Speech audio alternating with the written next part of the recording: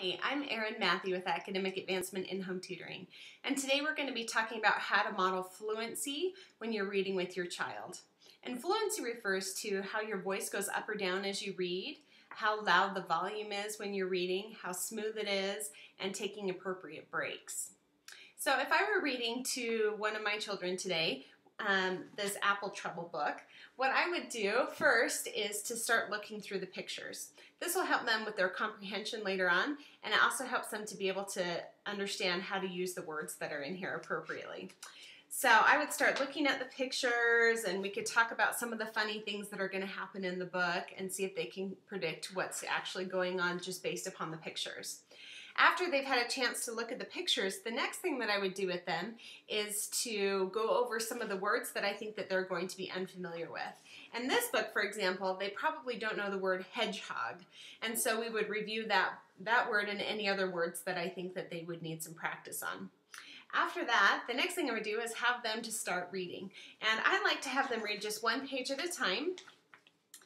And as they're reading, if they have a difficult time with one of the words, what I would have them do is to sound it out. So encourage them to sound words out instead of just guessing what the word is based upon the context clues.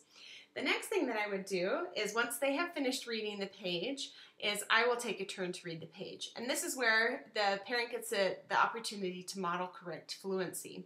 One thing that's fun for them to do, or fun for you to do, is to actually go through and read it twice. So one way I'll read it without good fluency, and the second time I would read it with good fluency, and then I'll ask my student my child which way they like better. So for example, I could read, "Hedgehog just finished building her winter nest under the old apple tree. Not too large and not too small. Just right for a nice long winter sleep." And then I would read it again with poor fluency. "Hedgehog just finished building her winter nest under the old apple tree. Not too large, not too small, just right for one long winter sleep." And then I asked them to point out the differences in how I read it the first time and how I read it the second time, and ask them which way they like better. And then the third thing I would do is have them read the same page again, and this time have them try to model or copy what I did in the way that I read it better.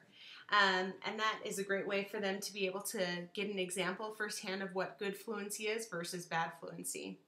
And fluency is something that helps a lot of students be able to achieve good confidence with their reading because they're not afraid to read out loud. So have fun, read with your kids, and enjoy that fluency.